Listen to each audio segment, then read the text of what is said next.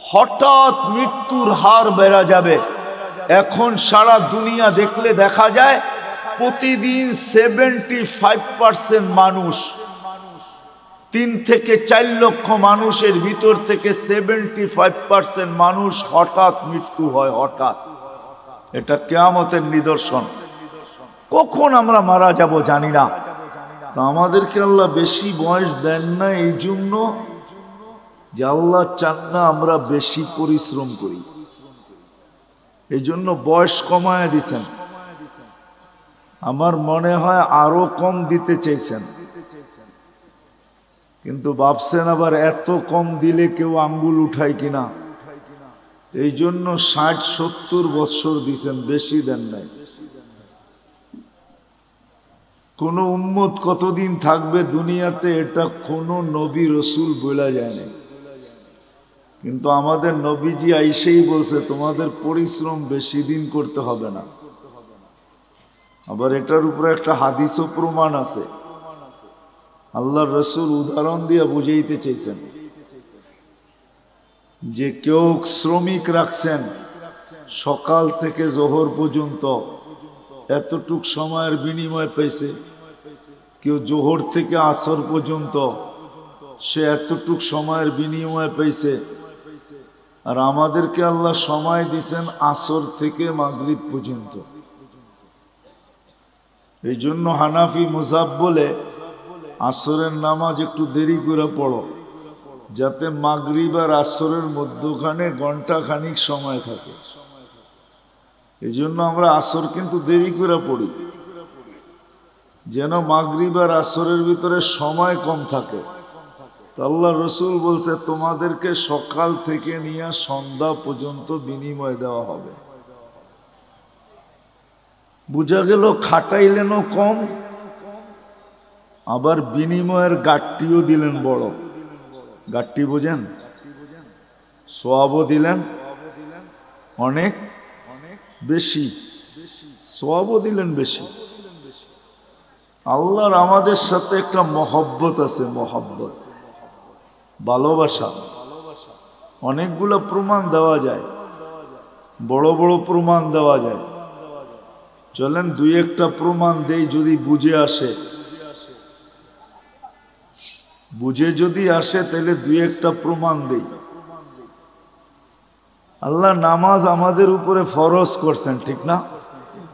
হ্যাঁ, কিন্তু পড়ে কয়জন? শতকরা কয়জন পড়ে? আরে বলেন না, কয়জন? কয়জন? 5 ওয়াক্ত নামাজ শতকরা কয়জন পড়ে? হ্যাঁ, কয় পার্সেন্ট পড়ে? হ্যাঁ, 2%। কত? আমি মাইনা নিলাম 10% পড়ে। শতকরা 10 জন 5 ওয়াক্ত নামাজ পড়ে, ঠিক না? 90 জন কি করে না? কি করে না? পড়ে না। তাহলে এদের ফরজের ঘাটতি হইল না? হইল না? হইল? মনে হয় বুঝেন না আপনারা আমার কথা। ঘাটতি হইল না? হইল না? হ্যাঁ, কিন্তু আল্লাহ কতটুকু ভালোবাসে। আল্লাহ আমাদের ফরজের ঘাটতি থাকতে দিতে চান না। এই জন্য আল্লাহ সিস্টেম করছে, রমজানে 70 গুণ ফরজরে বাড়ায় দিছে। এটা কিন্তু ভালোবাসার বিনিময়।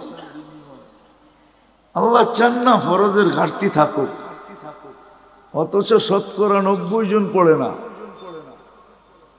আল্লাহ বলে তোমাদের ফরজের ঘাটতি আমি থাকতে দিতে চাই না, কেননা তোমাদেরকে ভালোবাসি। তোমাদের ফরজের ঘাটতি থাকলে, ভালোবাসার ঘাটতি থাকা, দুইটা একসাথে কখনো একসাথে মিলিত হইতে পারে না। এটা শোভা পায় না যে তোমাদের ফরজের ঘাটতি থাকুক। তো আল্লাহ বলে সারা বৎসর ঘাটতি হোক, তাতে কিছু আসে যায় না। রমজানে 70 গুণ বাড়ায়া দিলাম ফরজ, এক রমজান পড়লে সারা বৎসরের ঘাটতি পুরা হওয়ার পরেও বিরাট বড় একটা ঘাটতি তোমাদের কাছে থেকে যাবে। মনে হয় বুঝাইতে পারি না। আল্লাহ ভালোবাসেন, এই জন্য আল্লাহ আমাদেরকে ভালোবাসেন। কয়জন শতকরা কোরআন শরীফ পড়তে পারে? শতকরা কয়জন পারে জানেন? এই মজমায় যত লোক আছে মাদ্রাসার ছাত্র ছাড়া কয়জন আমরা কোরআন পড়তে পারি? বেশিরভাগই পারি না, ঠিক না? হ্যাঁ, বুঝা গেল শতকরা 90 জনই কোরআন পড়তে পারে না। চলেন 90 জন না হোক, শতকরা 60 জন তো কোরআন পড়তে পারে না, এটা সত্য, ঠিক না? হ্যাঁ, যে কোরআন পড়তে পারে না সে কি কোরআন খতমের সওয়াব পাইতে পারে? হ্যাঁ, যে কোরআন পড়তে পারে না সে তো কোরআন খতমের সওয়াব পাওয়াটা সম্ভব না, কেন কোরআনই তো পড়তে পারে না, খতমের সওয়াব কোত্থেকে পাবে? কিন্তু আল্লাহ আমাদেরকে ভালোবাসেন, এই জন্য আল্লাহ বলে কোরআন তোমাদেরকে দিলাম, পড়তে পারো আর না পারো, খতমের সওয়াবের থেকে তুমি বঞ্চিত হও, এটা আমি আল্লাহ চাই না। আর এটা ভালোবাসা, এটা বুঝায়ও না যে তুমি খতমের সওয়াবের থেকে বঞ্চিত হবে। বিদায় আল্লাহ সূরা ইখলাস দিছেন যে একবার পড়বা 10 পারা, 2 বার পড়বা 20 পারা, 3 বার পড়বা, খতমের সওয়াব মিললো না? মিললো না? হ্যাঁ, মিলছে? সত্য তো? হ্যাঁ, পাক্কা? হ্যাঁ, এটা আল্লাহ ভালোবাসেন, এই জন্য আল্লাহ সূরা ইখলাস দিছেন। ইখলাস দিছেন, সূরা ইখলাস দিছেন। নামাজ আল্লাহ আমাদেরকে দিছেন, কিন্তু যতজনই শুনছেন নামাজ আমাদেরকে দিছেন সবাই বলছে পড়বে কি কইরা, তাও 50 ওয়াক্ত কি করে পড়বে এরা? তো মুসা আলাইহিস সালাম আমাদের নবীজিকে বইলা কয়া কমাইতে বলছেন, কমায় নিয়ে আসেন। তা আমাদের নবীজির কথা বুঝে আসছে, উনি যা কমাইতে কমাইতে 5-এ নিয়ে আসছেন। যখন 5-এ আনছেন তখনও উনি বলতেছিল 5 ওয়াক্ত পড়বে না, আপনার উম্মত পড়তে পারবে না, 5 ওয়াক্ত পড়বে না, আপনি আবার কমায় নিয়ে আসেন। কিন্তু আমাদের নবীজি বলছে আমার লজ্জা লাগে। কিন্তু মুসা আলাইহিস সালাম বারবার বলতেছে পড়বে না, লজ্জার দিকে তাকায় লাভ নাই, জান কমায় নিয়ে আসেন। আপনার উম্মত 5 ওয়াক্ত পড়তে পারবে না, আমি তো 2 ওয়াক্ত পড়াইতে পারি নাই, আপনার উম্মত 5 ওয়াক্ত পড়বে কি করে? কমায় নিয়ে আসেন। আল্লাহ ভালোবাসে, এই জন্য কানে কানে বইলা দিছে 5 ওয়াক্ত নিয়ে যান, আমি নিজে সবাইকে ডাইকা ডাইকা পড়ায় নিব। এই জন্যই কিন্তু আল্লাহ ডাইকা ডাইকা পড়ায় আমাদেরকে, যদিও আমরা পড়ি না। যা হোক, যেটা বুঝাইতেছিলাম, কথা কিন্তু লম্বা হবে না, শর্টই হবে, অল্প কথা হবে, অল্প। আমাদের জীবনটা অতি ছোট, অতি। তুলনা দেখাইলাম আমি, 950 বৎসরের সামনে 60-70 বৎসর, এটা অতি ছোট, অতি। কিন্তু একটা জবাব দিলাম যে আমাদেরকে এত ছোট বয়স কেন দিলেন, এটাই প্রমাণ দিলাম যে ছোট বয়স এই জন্য দিলেন, অল্প বয়স এই জন্য দিলেন যে আল্লাহ আমাদেরকে অনেক ভালোবাসে। মানুষ কোনোদিন ভালোবাসার পাত্রকে ক্লান্ত করতে চায় না, যে ভালোবাসার পাত্র ক্লান্ত হোক।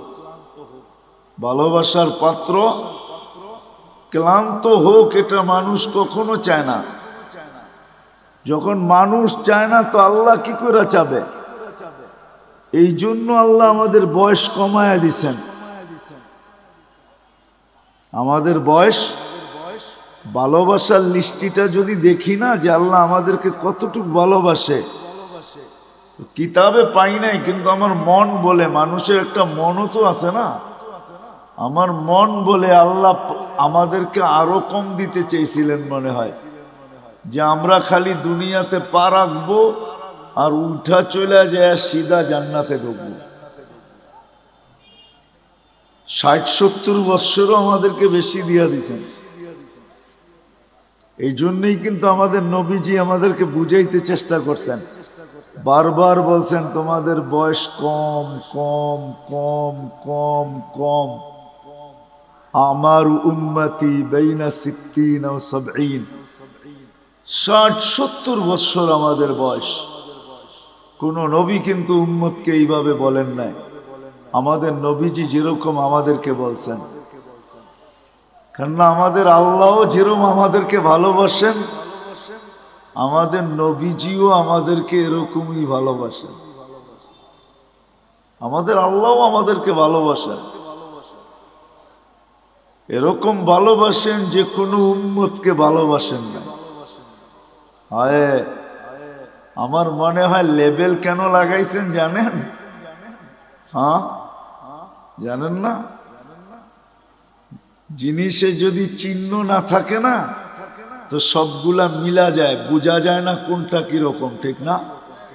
তা আল্লাহ আমাদেরকে চিহ্ন লাগাইছেন, লেবেল লাগাইছেন। কুনতুম খায়রা উম্মাহ, উম্মত 100 লক্ষ হইতে পারে, কিন্তু তোমাদেরকে মিলাইলেও মিলবে না, কেননা তোমাদেরটাই লেবেল লাগানো আর একটাও লেবেল লাগানো না। তোমরা কারোর সাথে মিলবে না। এই জন্যই তো সাহাবায়ে কেরাম জিজ্ঞাসা করছে, ইয়া রাসূলুল্লাহ, কিয়ামতের দিন আমাদেরকে কেমনে চিনবেন এত মানুষের ভিতর থেকে?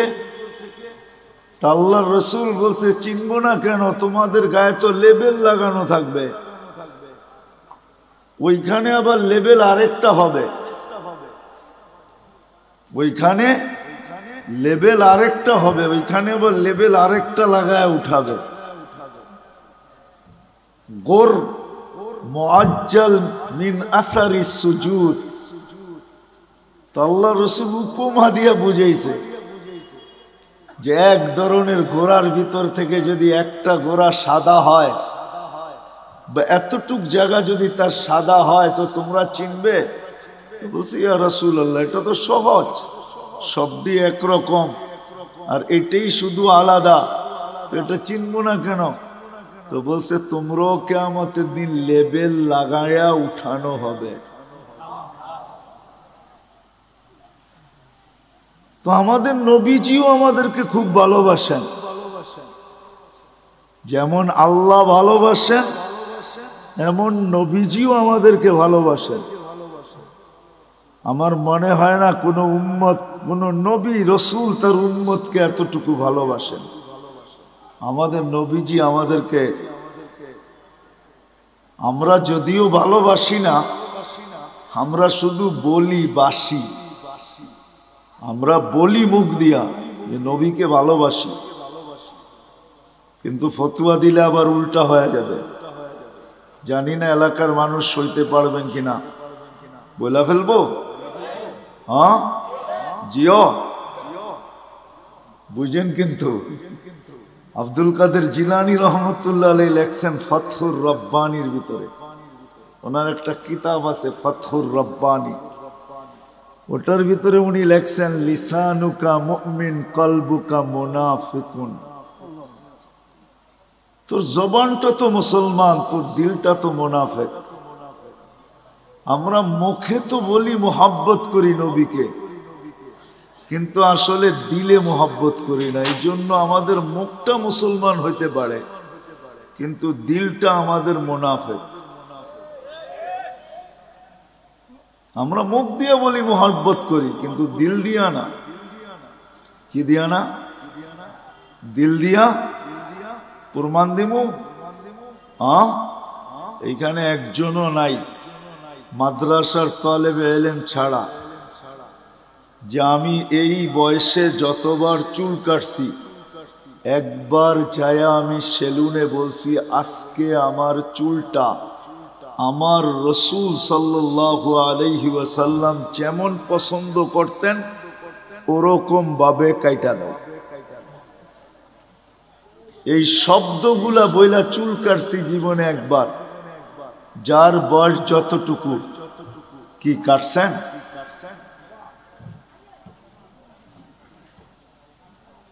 কয়জন কাটছি? রাগ হয়ে গেলেন? তাইলে বুঝে গেল এইটা আর এইটা এক না, এটা আর এটা, এটা আর এটা এক না। মহব্বত করি এটা তো বললাম, কিন্তু আমাদের জীবনে নবীজির সুন্নত কতটুকু আছে বলেন? কবির কথাই তো সত্য, তাসির রাসূল ওয়া তুযহিরু হুব্বাহু। কবির কথা আর আব্দুল কাদের জিলানী রহমতুল্লাহ আলাইহির কথা মিলা গেছে। তাসির রাসূল ওয়া তুযহিরু হুব্বাহু, রাসূলের মহব্বত করো এটা তো বলো, কিন্তু সর্বক্ষেত্রে নবীর বিরোধিতা করো, সুন্নতকে মানো না। তো কবি বলে তুমি যে কেমন মহব্বতকারী এটা আমার বুঝিয়ে আসলো না। যেটা আবার কেমন মহব্বতকারী বলো তো? মহব্বত করি তো আমাদের আল্লাহ আমাদেরকে মহব্বত করেন, এই জন্য বয়স আমাদেরকে বেশি দেন নাই। কেননা মহব্বতের পাত্র বেশি ক্লান্ত হোক এটা কেউ চায় না। যার ঘরে মেয়ে নাই, শুধু ছেলে আর ছেলে, তো এক সময় স্বামী স্ত্রী দুইজন মিলা বলে মেয়ে নাই কি হয়েছে, ছেলে তো আছে, ছেলে দিয়া মেয়ে নিয়ে আসমু আর মেয়ের মতো পালমু। জিও বুঝে আসতেছে? তখন শাশুড়ি আর বউদেরকে কাজ করতে দেয় না, কেন? মহব্বত করে। আল্লাহ আমাদেরকে মহব্বত করেন, এই জন্য বয়স দিছেন কম। আমরা বেশি খাটি, এটা আল্লাহ চায় না। আমি প্রমাণ দিছি, আরো কয়েক ডজন না কয়েক শত ডজন দেওয়া যাবে। আমাদের নবীজিও আমাদেরকে মহব্বত করেন।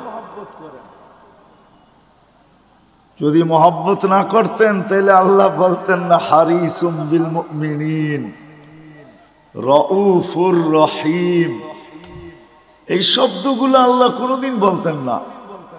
আমাদের নবীজিও আমাদেরকে মহব্বত করেন, যদিও আমরা নবীকে মহব্বত করি না। আমি তো একটা প্রমাণ দেখাইলাম, একজন ছাড়া আর কেউ হা বলতে পারলো না। আমরা নবীকে মহব্বত করি না, নবীজি আমাদেরকে মহব্বত করেন। নবীজি আমাদেরকে মহব্বত করেন। মনে হয় নিজের আপন জনকেও এতটুক মহব্বত করেন নাই যতটুক উম্মতকে মহব্বত করতেন, করতেছেন, করবেন। নবীজি আমাদেরকে মহব্বত করতেন, এখনো করতেছে আর করবে। অবর্ণনীয় মহব্বত উম্মতকে। চলেন একটা মোটা উদাহরণ দেই যদি বুঝে আসে, তাও হাদিস থেকে বানায় না। আমাদের দেশে কয়েকদিন আগে ইউনিয়ন পরিষদের ইলেকশন গেছে, ঠিক না? আপনাদের এখানে গেছে? ইলেকশন তো হয়, ঠিক না? না হয় নাই? সারা বাংলাদেশে গেছে, আপনাদের এখানে হয় নাই? মানি মেয়র ইলেকশন হয়েছে, ঠিক না? ইউনিয়ন পরিষদ হয় নাই। বাংলাদেশে ইউনিয়ন পরিষদের চেয়ার পাওয়ার জন্য মানুষ মরতে রাজি, মারতে রাজি। সারা বাংলাদেশে ইউনিয়ন পরিষদের ইলেকশনে বহুত লোক এবার মারা গেছে, এমনকি প্রার্থী পর্যন্ত মারা গেছে, শুধু ইউনিয়ন পরিষদের একটা চেয়ার পাওয়ার জন্য। আর আমাদের নবীজিকে যতদিন থেকে আল্লাহ নবুয়তের ঘোষণা দিছেন, অতদিন থেকেই বলতে বলতে আসতেছেন, বন্ধু আপনার জন্য একটা চেয়ারও রাখছি। ওই চেয়ারটার নাম হইল মাকামে মাহমুদ। কি? ওই চেয়ারটার উপরে আর একটা চেয়ার আছে, আর কোনো চেয়ার নাই। ওটা হলো আল্লাহর কুরসি। আর কুরসির নিচে শুধু একটাই চেয়ার আছে, ওটার নাম মাকামে মাহমুদ। আল্লাহর রসুল সাল্লাল্লাহু আলাইহি ইসলামের চেয়ারের নিচে আর কোনো চেয়ার নাই। আল্লাহ দুইটা চেয়ারই বানাইছেন, একটার নাম কুরসি, একটার নাম মাকামে মাহমুদ। কিয়ামতের দিন নিয়ে যাওয়া হবে, চেয়ারও লাগানো হবে।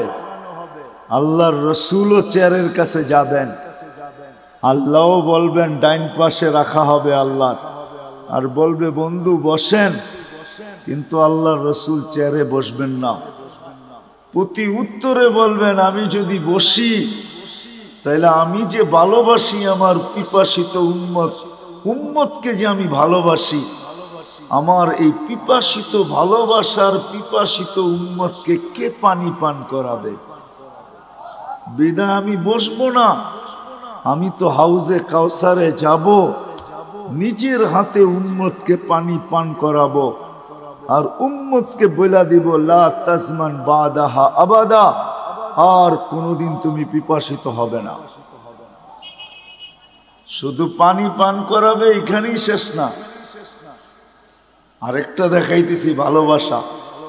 নাইলে চেয়ারে না বসা মানুষ চেয়ার পাওয়ার জন্য মরতে রাজি, মারতে রাজি। আর নবীজির জন্য চেয়ার রাখা আছে আল্লাহর পাশে। হায় হায়,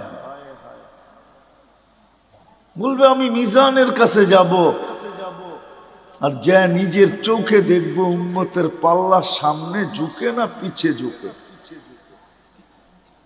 শুধু দেখবো না, আপনি যে আমাকে প্রতিশ্রুতি দিছেন ওইগুলা ওই পাল্লার কাছে দাঁড়াইয়া আমি প্রতিশ্রুতিগুলা বাস্তবায়ন করব।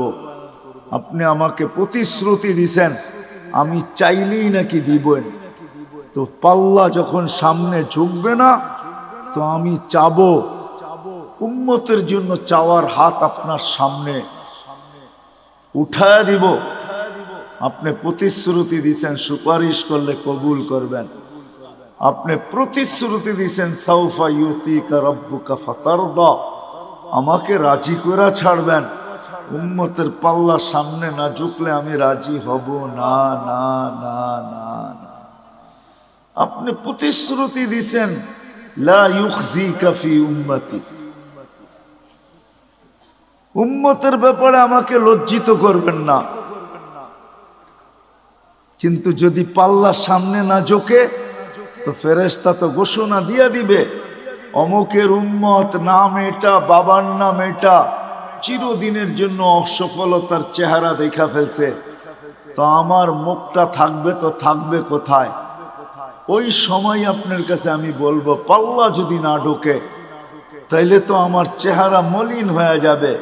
আপনি তো ওয়াদা করছেন আমার চেহারাকে মলিন হতে দিবেন না। তো আমি পুলসিরাতের মিজানের ওইখানে ছুটবো, আমি চেয়ারে বসবো না। ওইখানেই শেষ না, বলবে আবার পুলসিরাতে দৌড়াইতে থাকবো। ওইখানে যে দেখবো পার হইতে পারলো কি পারলো না। তো আমি যদি পার হতে না পারে, তো আমি দুরুদের গাঠি মাথায় দিয়া পার করায় দিব। চেয়ার আমার মাইনা নিলাম, কিন্তু আমি বসবো না, না না না। এটা হলো ভালোবাসার ফল। ওই দিন, যেই দিন সমস্ত নবী রসুল নফসি নফসি বলতে থাকবে, কোন নবী নিজের মাকেও চাবে না। কিতাবে পাওয়া যায় মুসা আলাইহিস সালাম তো বলেই ফেলবে লা আসআলুকা উম্মি ওয়ালা আসআলুকা উখতি, আজকে মাকেও চাই না, বোনকেও চাই না। আসআলুকা নাফসি, আপনি আমাকে বাঁচায়া দেন। কেমন ভালোবাসাটা আমাদেরকে বাঁচতেন। বিদায় আবার শুরুতে চলে যেতেছি। আমাদের জীবনটা অতি কি মনে আছে? অতি ছোট।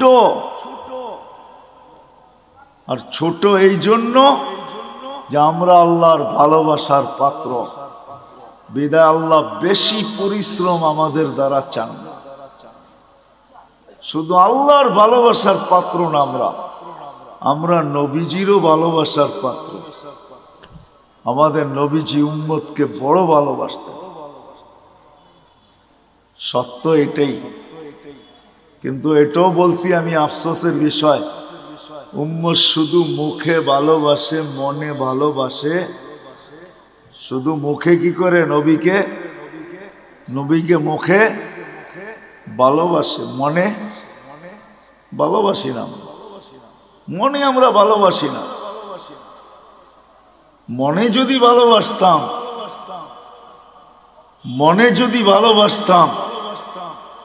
তাহলে আমি প্রমাণ দিলাম, তাহলে সবাই হাত তুলা বলতো, নবীর আদর্শের থেকে দূরে কেউ সরতো না। কেননা এটাই তো সত্য, যে যাকে ভালোবাসে তার অনুসরণ অনুকরণ তার কাছে মজা লাগে। কি লাগে না? না লাগে না? তা আমরা যদি ভালোবাসি তা আমরা তো অনুসরণ অনুকরণ নাই, আছে নাকি? হ্যাঁ, কি বলেন? শতকরা কয়জনের ভিতরে আছে? আপনি জুব্বা পড়েন দেখি কি সবাই পড়ে নাকি? আপনি দাড়ি রাখছেন দেখি সবাই দাড়ি রাখে নাকি? অথচ দাড়ি তো নবীজি নিয়ে আসছে আমাদেরকে জান্নাতের টিকিট দেওয়ার জন্য।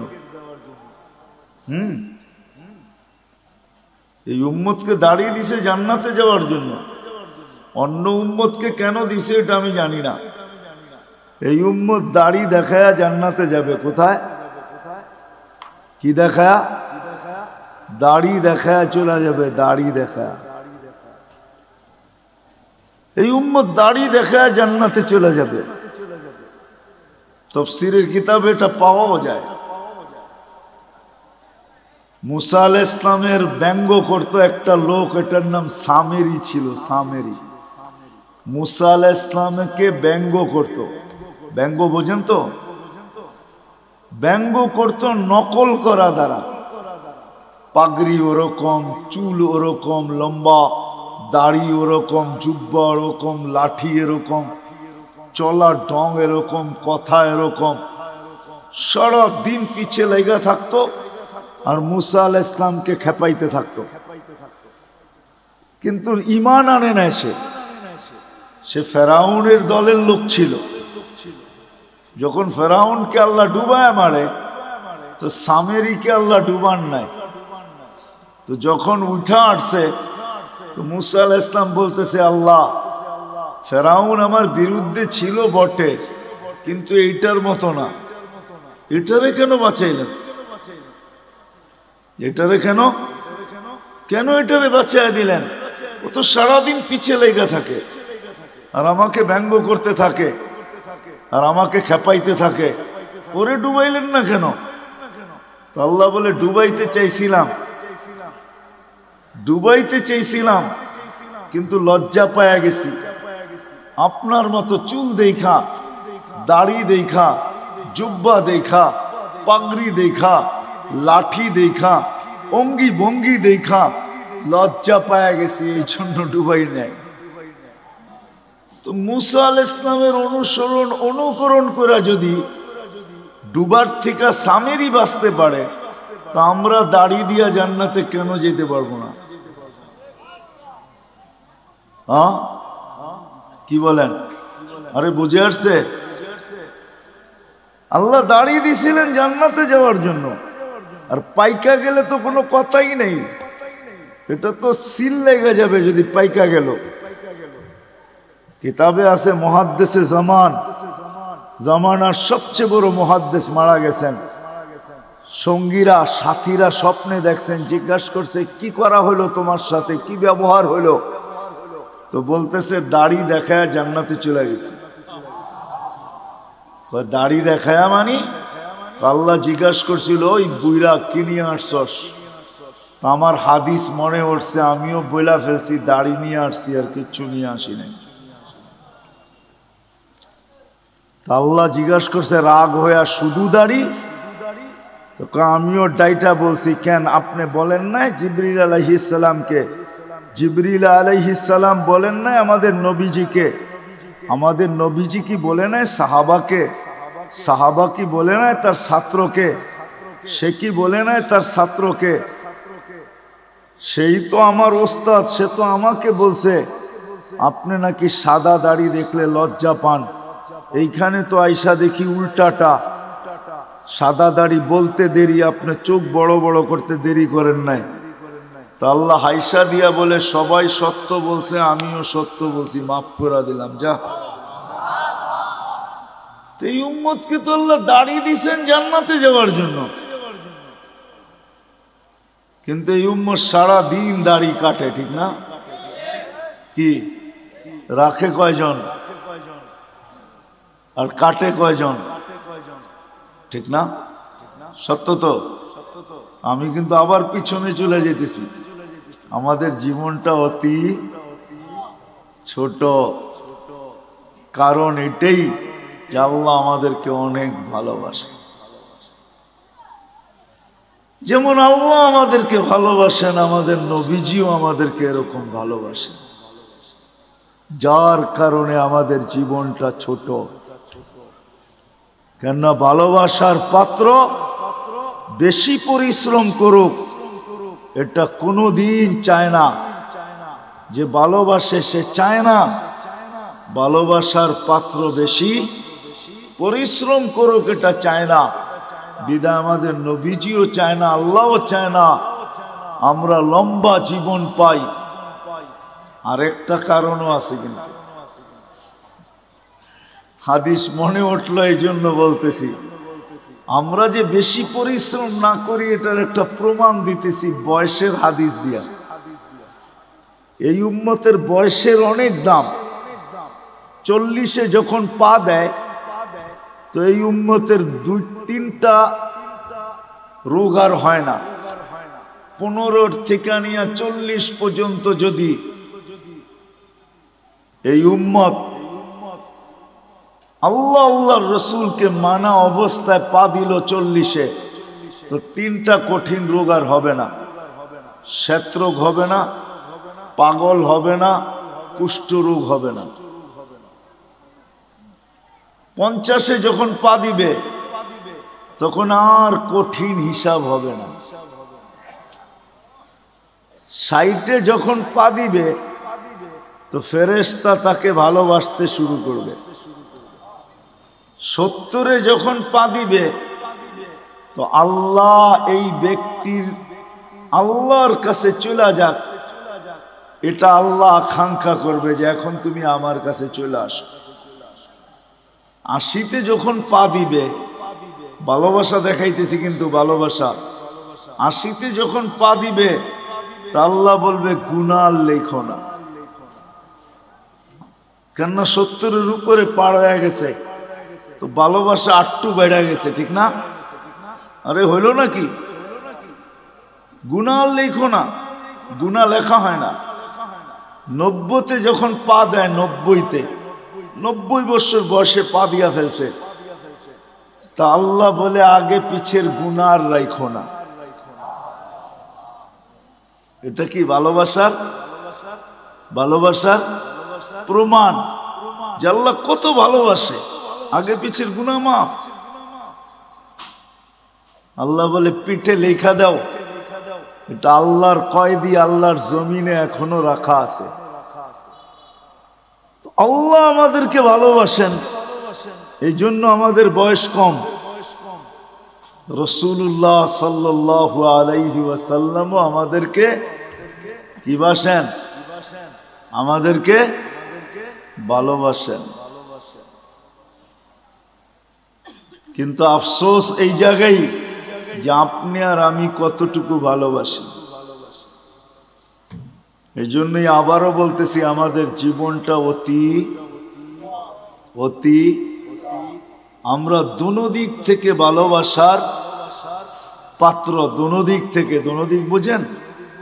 আল্লাহর পক্ষ থেকেও আমরা ভালোবাসার পাত্র, আমাদের নবীজির পক্ষ থেকেও আমরা ভালোবাসার পাত্র। চলেন একটা হাদিস মনে উঠলো, শুনাই। যদিও কিয়ামতের দিন আমাদেরকে আল্লাহ দাঁড় করাবে না, কোথায়? কিয়ামতের মাঠে আল্লাহ আমাদেরকে দাঁড় করাবে না। আমরা কিয়ামতের মাঠে ইনশাআল্লাহ দাঁড়াবো না। হ্যাঁ বলেন ইনশাআল্লাহ। আমরা কিয়ামতের মাঠে দাঁড়াবো না। আমাদেরকে এর জন্য আল্লাহ স্টেজ বানাবে আল্লাহর পাশে। ওই স্টেজে আমরা দাঁড়াবো, ওই স্টেজে দাঁড়াবো আমরা। আমি তো এক ডজন অনেক দেখাইতে পারি, কিন্তু আমি জানি না ওলামারা আমার সাথ দিবে কি দিবে না। জালালউদ্দিন সৈয়দী রহমতুল্লাহ আলাইহি লেখছেন, আমাদেরকে আল্লাহ স্টেজে দাঁড় করাবে। কেননা কোরআন বলে সুহাদা আলান নাস, আমরা কিয়ামতের দিন আল্লাহর পক্ষে সাক্ষী হিসাবে দাঁড়াবো। কার পক্ষে? কার পক্ষে? আল্লাহর পক্ষে কিয়ামতের দিন আমরা সাক্ষী হিসাবে দাঁড়াবো। আমরা যখন সাক্ষী হিসাবে দাঁড়াবো, তো আমাদেরকে আল্লাহ মাঠে দাঁড় করাবে না, আল্লাহর পাশে স্টেজে দাঁড় করাবে। কিন্তু সত্য তো এটা, হিসাব কিতাব তো হবে, ঠিক না? কি হবে না? হ্যাঁ। তা আমাদের নবীজি জিজ্ঞাসা করবে, আল্লাহ হিসাব কিতাব কিভাবে নিবেন? তা আল্লাহ বলে, সবারটা যেরকম নিব এরকমই নিব। তা আমাদের নবীজি বলবে, যদি সবার সামনে আমার উম্মতের হিসাব কিতাব নেন, তাইলে তো আমি তো লজ্জিত হয়ে যাব। কেননা আমার উম্মত তো দুনিয়াতে গুনাহ করছে, আমি তো লজ্জায় পড়া যাব। তা আল্লাহ জিজ্ঞাসা করবে, তাইলে কিভাবে নিব? তো নবীজি বলবেন যে আমাকে নিতে দেন, আমি আলাদাভাবে নেই। তা আল্লাহ প্রশ্ন করবে, আপনাকে যদি নিতে দেই, তো আপনিও তো আপনার উম্মতের গুনাহগুলা দেখবেন, তখনও তো আপনার চেহারাটা লজ্জায় ছোট হয়ে যাবে যে তোমরা আমার উম্মত হয়ে এই গুনাহ করলা, তো করলা কি কইরা, ঠিক না? সত্য তো? আল্লাহ জবাব দিবে, বন্ধু ওয়াদা, আপনার চেহারা আমি লজ্জিত করব না। বিদায় আপনার উম্মতের হিসাব কিতাব নিব আমি বটে, কারো সামনে না, আপনার সামনেও না, আমি পর্দার ভিতরে নিয়ে নিব। আপনাকেও জানতে দিব না, কাউকে জানতে দিব না। বিদায় আমি শেষ জায়গায় চলে আসছি। জীবনটা আমাদের অতি আমরা দুনো দিক দিয়ে ভালোবাসার পাত্র। আমি কি বুঝাইতে পারলাম? দুনো দিক দিয়ে আমরা ভালোবাসার পাত্র। বিদায় আমাদের এই ছোট জীবনটাকে সুরক্ষিত করতে হবে, এটাই আল্লাহর দাবি। তুমি তোমার ছোট জীবনটাকে সুরক্ষিত করো, হেফাজত করো, সুরক্ষিত করো। তোমাদের কাছে এটা দাবি, সুরক্ষিত করো তোমরা তোমাদের জীবনটাকে। কেননা সুরক্ষিত করা, হেফাজত করা আমাদের প্রত্যেক নর নারী, যুবক বৃদ্ধ সবার কাছে আল্লাহর দাবি হলো। বাচ্চার কথা ভিন্ন, পাগলের কথা ভিন্ন, বাকি সবার কাছে আল্লাহর দাবি হলো এই ছোট জীবনটাকে সুরক্ষিত করো, যেটাকে হেফাজত বলে। যে জীবনটাকে সুরক্ষিত করবে, যে জীবনটাকে সুরক্ষিত করবে, যে জীবনটাকে সুরক্ষিত করবে, যে জীবনটাকে সুরক্ষিত করবে, হেফাজত করবে যে জীবনটাকে, কসম খোদার, আল্লাহ যে আমাদেরকে ভালোবাসেন, আল্লাহর রসুল যে আমাদেরকে ভালোবাসেন, যে সুরক্ষিত করবে সে যেন এই ভালোবাসার মূল্য দিল, মূল্য শুধু নিজের মূল্য অর্জন করলো না, সে যেন এই দুজনের ভালোবাসার মূল্য দিল যে আল্লাহ আপনি যে আমাকে ভালোবাসেন এই জন্য আমি আমার জীবনটাকে সুরক্ষিত করলাম। রাসূলুল্লাহ সাল্লাল্লাহু আলাইহি ওয়াসাল্লাম যে আমাদেরকে ভালোবাসেন, দুজনেরই দাবি আমাদের কাছে যে এই জীবনটাকে সুরক্ষিত করো। সত্য এটাই যে সুরক্ষিত করা যাবে, আল্লাহ আল্লাহর রাসূলের ভালোবাসার যেরকম মূল্য হবে এরকম যে সুরক্ষিত করা যাবে সেও আল্লাহ আল্লাহর রাসূলের কাছে বড় মূল্যের পাত্র হবে, বড় মূল্যায়নের পাত্র হবে, বড় মূল্যায়নের পাত্র।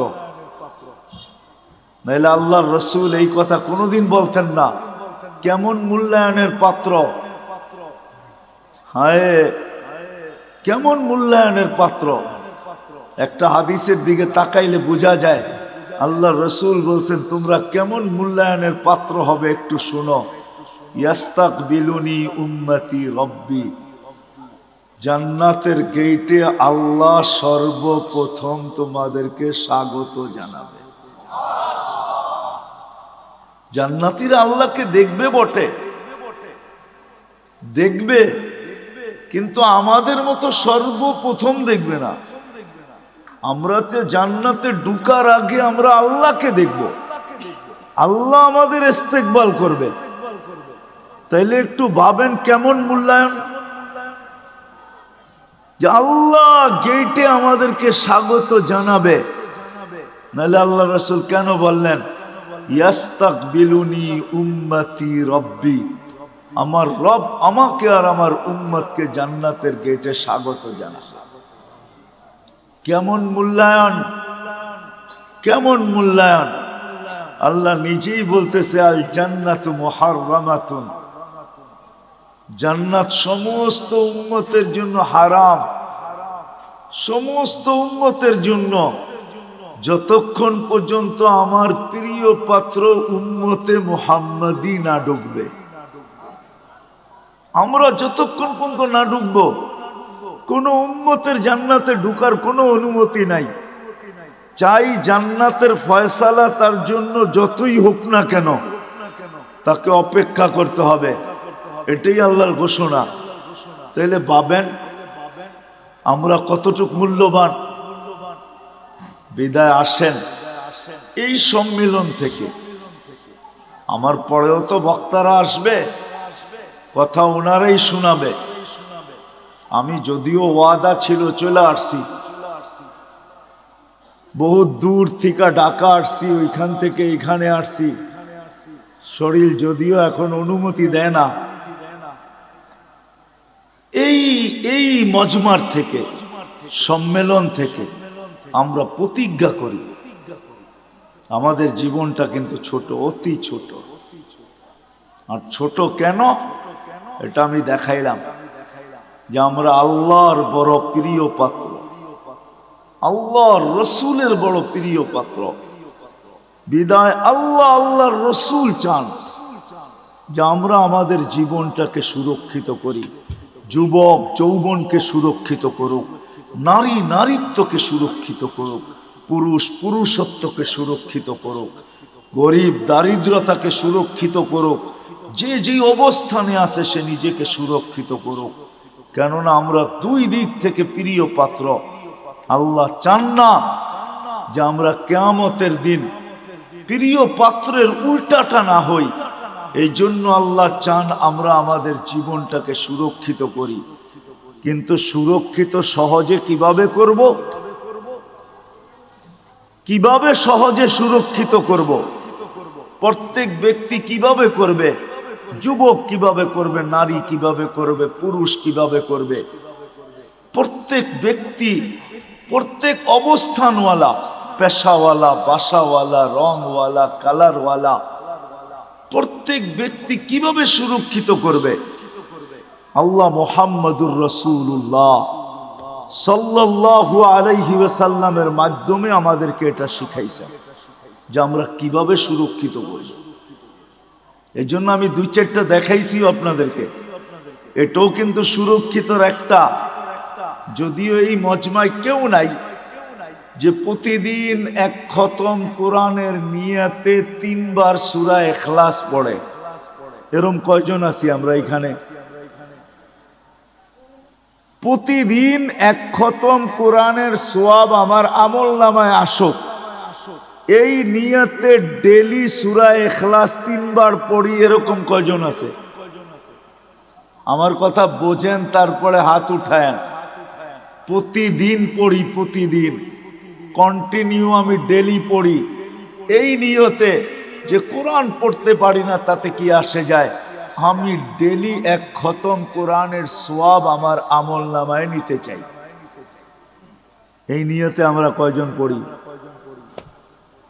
এটাও কিন্তু জীবন গুছানের, সুরক্ষিত করার একটা পন্থা আল্লাহ দিছেন। একটু আগে দেখাইলাম না নামাজ, যে ফরজের ঘাটতি এই উম্মতের না থাকুক, কেননা ফরজের ঘাটতি যদি থাকলো তাহলে আর জীবনটা গুছানের কোনো রাস্তা থাকবে না। এই জন্য আল্লাহ নামাজ দিছেন বটে, কিন্তু ঘাটতি কিভাবে পূরণ হয়, কেননা আপন জনের ঘাটতি যদি পুরা না হইল তাহলে কিয়ামতের দিন কেউ বইলেও তো ফেলতে পারে যে লেবেল লাগায় তো দুনিয়াতে পাঠাইলেন খায়রা উম্মা, এখন তো আমরা দেখি ফরজ পুরাটাই নাই, পুরাটাই খালি। এদেরকে খায়রে উম্মতের লেবেল লাগায় পাঠাইলেন, ফরজের পুরা পুরা ঘাটতি, তো আল্লাহ ওটাকে পূরণ করার জন্য রমজানকে 70 গুণ বাড়ায় দিয়েছেন। আল্লাহ চান না,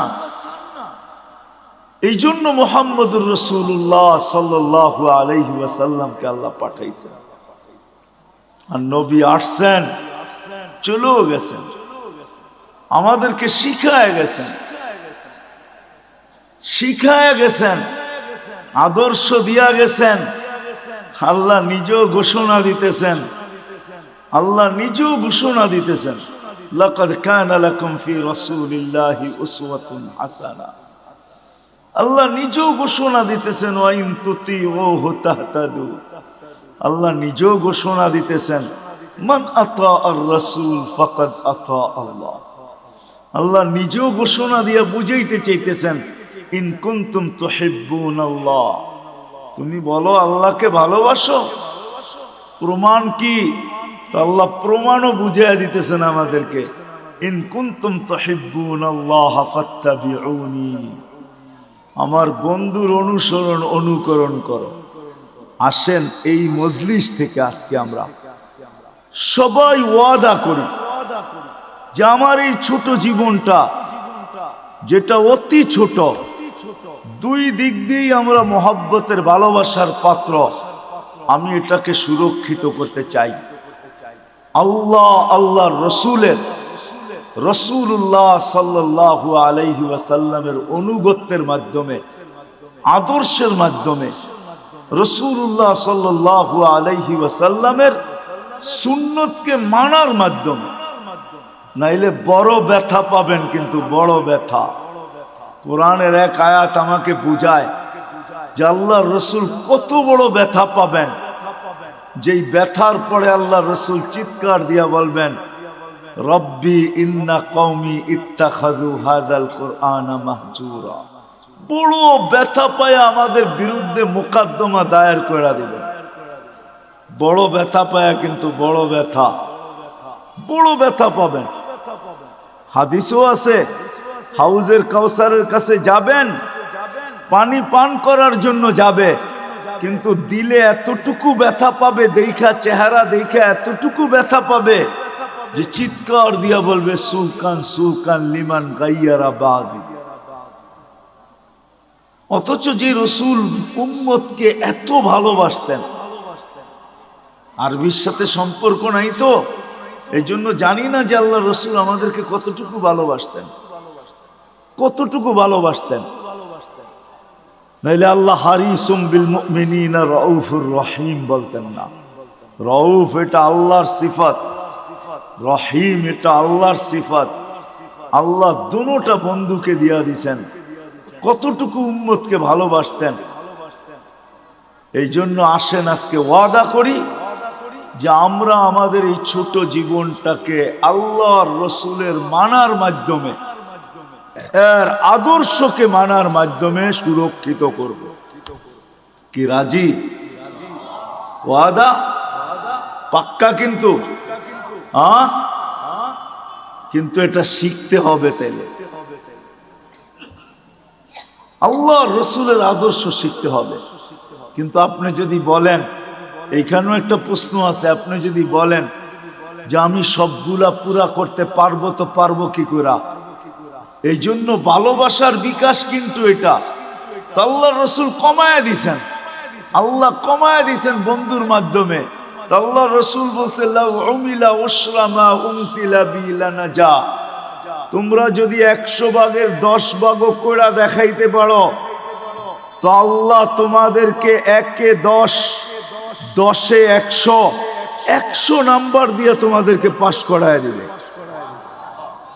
আরো নিচে নেমে আসছেন, বলছে শোনো শোনো শোনো শোনো, যদি ঈমান তোমাদের ভিতরে থাকলো, ঈমান যদি নিখুঁত হইল, 100 ভাগের 10 ভাগও যদি না পারলে, একটা সুন্নত ধরেও যদি ঝুলতে ঝুলতে কবরে চলে আসলে, মান তামাসসাকা সুন্নতি ইনদা ফাসাদি উম্মতি, যেই সময় চতুর্দিকে ফিতনার ফাসাদ চলতে থাকবে, যেই দিকে সর্বশ্রেষ্ঠ মানুষ, কেমন ফিতনা আপনি ভাবেন, কেমন ফিতনা? একটা উদাহরণ, কারো বিরোধিতার জন্য না, উদাহরণ।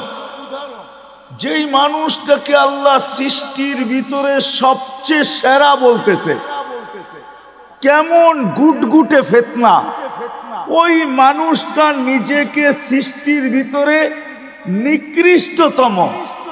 আমাদের প্রবাদ বাক্যে সবচেয়ে দুষ্ট মানুষরে কি বলে? বানর বলে, বানর, বান্দর, ঠিক না? সবচেয়ে দুষ্টটারে কি বলে? হ্যাঁ, তাহলে কেমন বড় ফিতনা, কেমন গুটগুটে ফিতনা।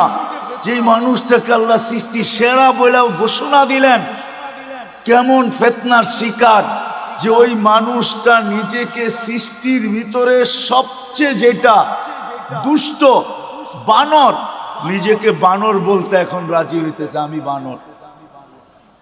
মানে বুঝাইতে পারি না?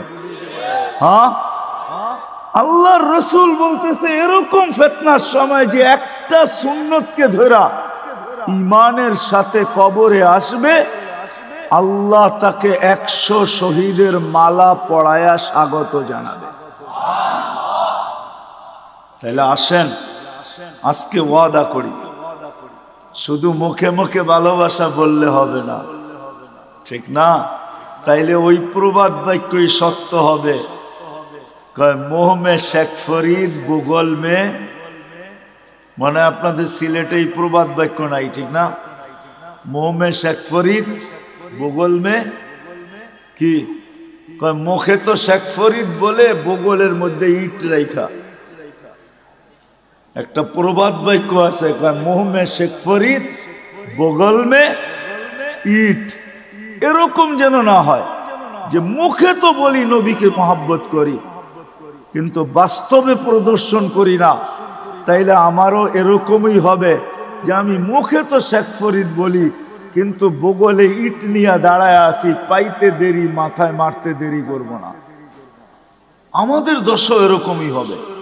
বিদায় আসেন, জীবনটা অতি ছোট, দুই দিক থেকেই আমরা প্রিয় পাত্র, এটাকে সুরক্ষিত করা দোনোজনের পক্ষ থেকে দাবি। আর সুরক্ষিত কিভাবে করব, এটার জন্যই মুহাম্মাদুর আল্লাহর রসুলের আদর্শ। আসেন শিখি, শিখবো তো পাক্কা? কার কাছ থেকে শিখবেন? নেটের থেকে? কার থেকে? হক্কানি আলেম আর আল্লাহ ওয়ালাদের থেকে, হক্কানি আলেমদের থেকে। এখন তো হক্কানি আলেম দেখানোর সময় আমার নাই, নাইলে আপনাদেরকে বুঝায়া বলতাম যে হক্কানি আলেম কারা। এদের কাছ থেকে শিখেন। হ্যাঁ, এদের কাছ থেকে শিখেন। কিতাবে আছে হক্কানি আলেম কারা, এই জন্য কিতাবে নিষেধ করছে লা তাজলিসু ইনদা কুল্লি আলেম ইল্লা আলিমুন ইয়াদউকুম মিন খামসিন ইলা খামসিন।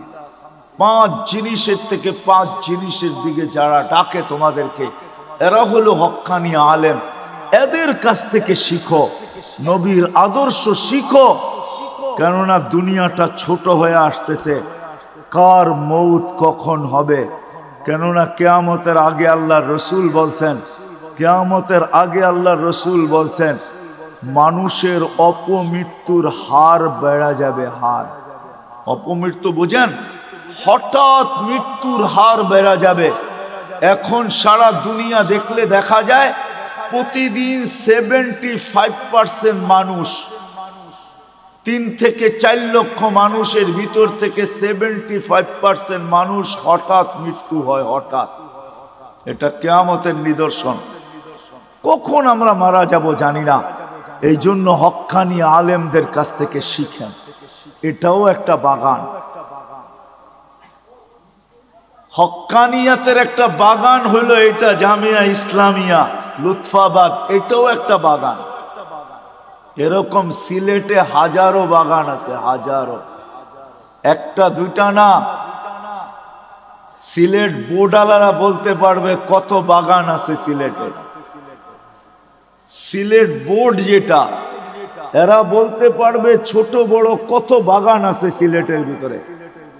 এদের কাছ থেকে শিখি। একটা সুন্নত হইল নিজের সম্বল বানাই।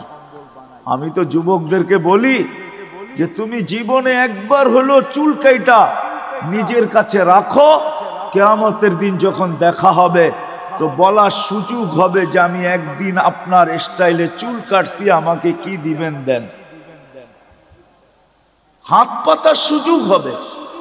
আর যদি একদিনও না কাটলো তো হাত পাতবে, তো পাতবে কি কইরা, ঠিক না? কি হ্যাঁ, কি বলেন? কি করে হাত পাতবে? এই জন্য তো আমি বলি আসেন হক্কানি আলেমদের থেকে শিখি। আর সবচেয়ে বড় কথা যেটা, 1-এর ভিতরে 100, আজকের থেকে নামাজ কেউ ছাড়বো না।